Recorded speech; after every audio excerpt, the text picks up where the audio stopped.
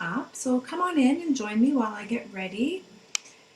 I'm just looking for my document. There we go. Today's video is about toxic workplace behavior number 5. I'm going to do a series of 15 of them.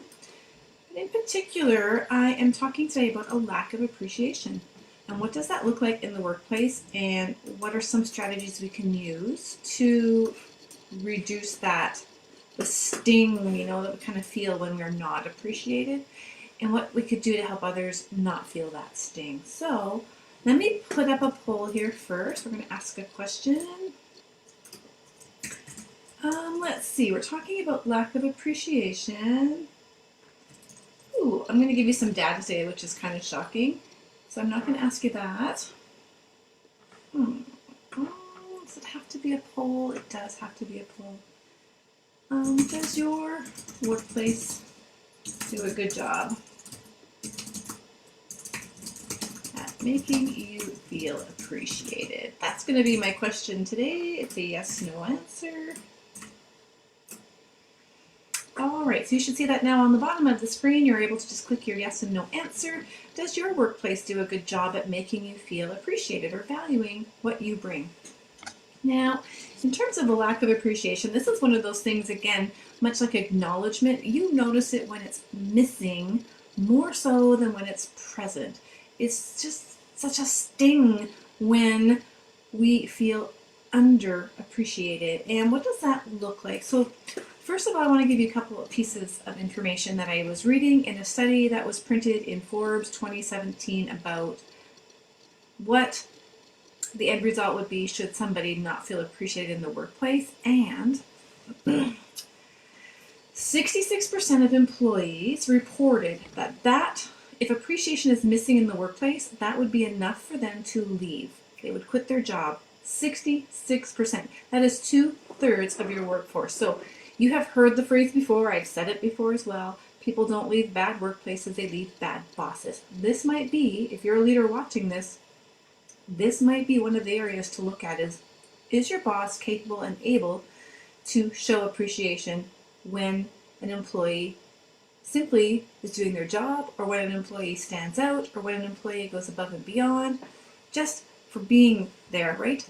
Now, interesting enough, among millennials, that actually increases to 76% would leave their job. That's 3/4 of your job force. If they're millennials, if you don't show them appreciation, they're gone. Okay, so if I were to ask you, when was the last time you felt someone in your workplace, whether it's a colleague or a supervisor, or even the owner of the company, did something to make you feel like you were appreciated? And if you can recall a time, I want you to also think back about those feelings of what did that feel like when you were actually recognized for helping, for simply being there and doing your job, for being a good support, for listening, for coming up with great ideas that can help the company move forward, for identifying barriers to policy implementation and coming up with a new resolution. What did that look like for you?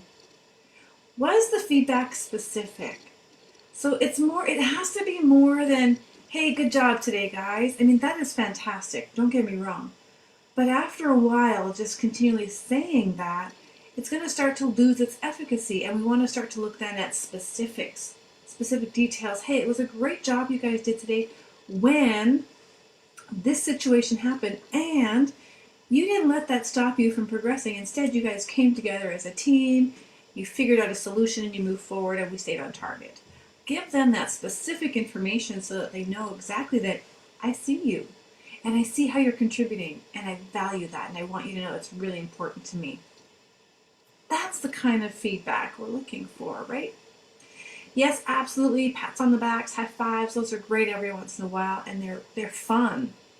But we really want some specifics. So what are some signs in the workplace to watch for? I'm going to give you 3 signs to look for. There's more, again, with most of my Facebook Lives. I do have a document that you can access. It's free. It's on the Conquer Conflict group. That is just another place where I can connect with people who are a little bit more involved in looking for resources to solve their problems and to help move them and put them in a position that is healthier. So if you're looking for some more information after this Facebook Live, please join the group and you'll find it under the units, and it's called Workplace Toxicity, and I've got for every Facebook Live for these 15 toxic workplace behaviors, you will find a download there that has more information than I talk about here. All right, so if you're just joining me, make sure you just pop in the chat, say hello, let me know where you're listening from, and you can answer that question there about, is your workplace doing a good job at making you feel appreciated? Now, 3 signs that you can use to identify if your workplace is not good at appreciating people. One is that you feel personally nobody notices you. Nobody hears your suggestions in a meeting. Nobody validates that you're contributing. Nobody's asking you for coffee. You just feel like nobody even recognizes you. That's not a good sign. Perhaps your coworkers, your boss, your friends at work are taking credit for your ideas. So in that space where nobody's listening to you, they're paying attention and they're like, oh, that's a good one. I'm going to use that one the next time I'm asked. And so they're taking credit for your ideas and moving things forward that you would have had credit for. Or maybe number three, you're not given the resources you need to actually be successful in your job. That's a big one. If you're asked to do something and then you're not given the tools to do it, there is a lack of respect there, okay? So I want to also, there's that so word again. It's like my filler word. I'm going to work at getting rid of that. What are ways that we can then start to show appreciation? So if you are the leader and you're noticing that you're having a high turnover, maybe you have some supervisors who are not good at giving positive feedback. You know, like myself, I tend to look at the things that I need to correct when I'm in, say, a clinical situation. It's not because I don't recognize good things, I don't share good things. And I tell my students this all the time, that no feedback is good feedback. You need to understand my love language. And a good job means all of those things that you need. But if you need me to say in detail, I actually need to be prompted sometimes and reminded that my feedback sucks. And I need to do a better job at giving those appreciation moments. So there it goes again. I am so aware of that. Boy, oh boy. What I'm going to do now is I'm going to share with you 3 ways that you can boost your appreciation game and let others know that what they're doing is important to you. Number 1 is just to simply share words of acknowledgement and validation. A thank you. Again, if you can give specific details, even better. That's a richer sense of acknowledgement. Thank you for taking the time to sit with this person and walk them through the steps that they needed to be successful to carry on with their job. Very specific. If verbal is not your thing, if you'd rather write it out, do a thank you card, come up with a thank you, maybe like a pad of paper where you can just easily check off what they're doing and put a little note. Thank you. Always appreciated.